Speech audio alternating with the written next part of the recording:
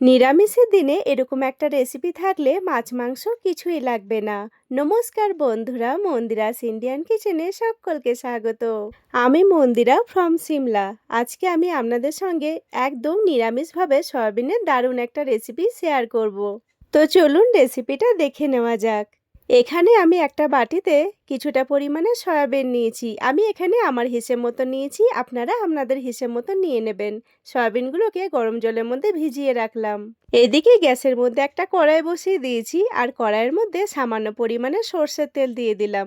তেলটাকে দিয়ে চারিদিকে ঘুরিয়ে নিচ্ছি। তেলটা গরম হয়ে গেছে, এবার এর মধ্যে দিয়ে দিচ্ছি কিছুটা পরিমাণে চিনেবাদাম। বাদামটাকে দিয়ে একটু ভালো করে নাড়াচাড়া করে নিয়ে ভেজে নিচ্ছি। নিরামিষের দিনে সয়াবিনের এরকম একটা রেসিপি থাকলে মাছ মাংস কিছুই লাগবে না, খেতেও হয় দারুণ সুস্বাদু। বাদামটা আমার এখানে ভালো করে ভাজা হয়ে গেছে, এবার এর মধ্যে দিয়ে দিচ্ছি একটা কুচিয়ে রাখা টমেটো। টমেটোটাকে দিয়েও ভালো করে নাড়াচাড়া করে নিলাম।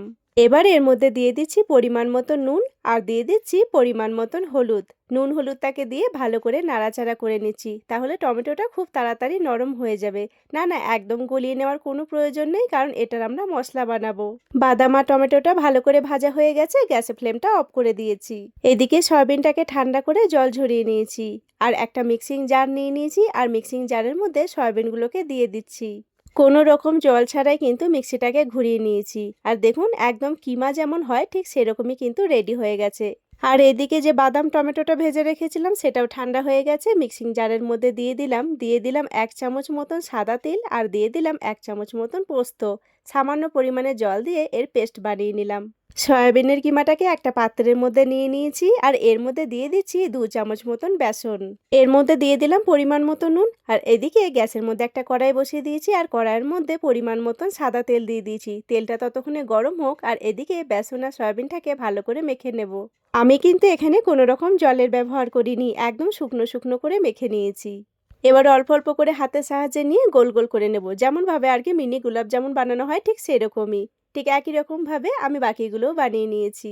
এদিকে তেলটাও গরম হয়ে গেছে, এবার একটা একটা করে তেলের মধ্যে ছেড়ে দিচ্ছি। এখন গ্যাসের ফ্লেমটা মিডিয়ামে আছে, গ্যাসের ফ্লেমটা মিডিয়ামে করেই আমি সবগুলোকে ভেজে নেব। আমি আজকে আপনাদের সঙ্গে শেয়ার করব একদম নিরামিষ সয়াবিনের কোপ্তা কারি রেসিপি। একদিকটা সুন্দর করে ভাজা হয়ে গেছে, এবার অপর দিকটা উল্টে দিচ্ছি। দু সাইডটা ভালো করে লাল লাল করে ভেজে এবার একটা প্লেটের মধ্যে তুলে নিচ্ছি। এইরকম ভাবে সয়াবিনের বল আপনারা কিন্তু স্ন্যাক্স হিসেবেও খেতে পারেন, কিংবা গরম ভাতের সঙ্গেও কিন্তু দারুণ লাগে। সাদা তেলটাকে অন্য পাত্রে ঢেলে রেখে দিলাম, এবার এর মধ্যে দিয়ে দিচ্ছি পরিমাণ মতন সর্ষের তেল। আজকে রান্নাটা আমি সর্ষের তেল দিয়ে করব। তেলটা হালকা গরম হয়ে গেলে এর মধ্যে দুটো লং আর দুটো এলাচ দিয়ে দিলাম।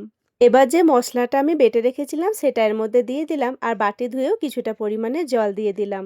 আমি আজকের এই সয়াবিনের কোপ্তা কারিটা একদম নিরামিষভাবে বানাচ্ছি, আপনারা কিন্তু চাইলে পেঁয়াজ রসুন দিয়েও রান্না করতে পারেন, সেটাও কিন্তু খেতে ভীষণ ভালো লাগে।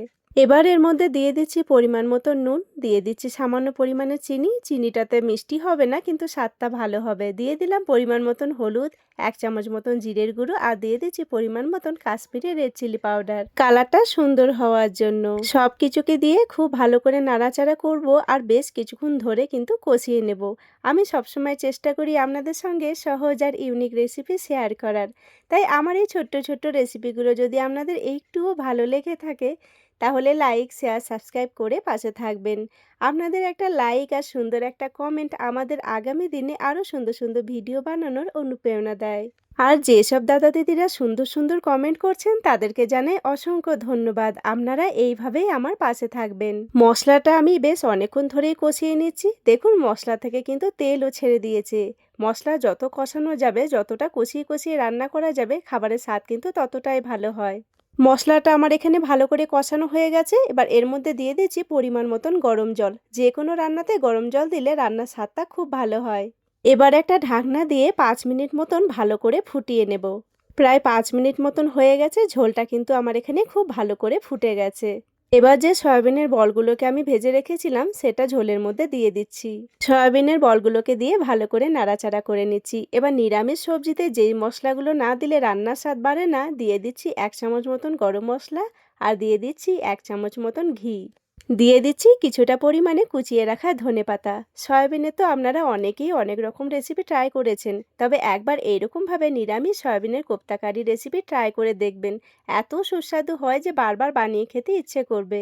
আমার এখানে সয়াবিনের কোপ্তা কারি একদম রেডি হয়ে গেছে। এবার একটা প্লেটের মধ্যে সার্ভ করে নিচ্ছি।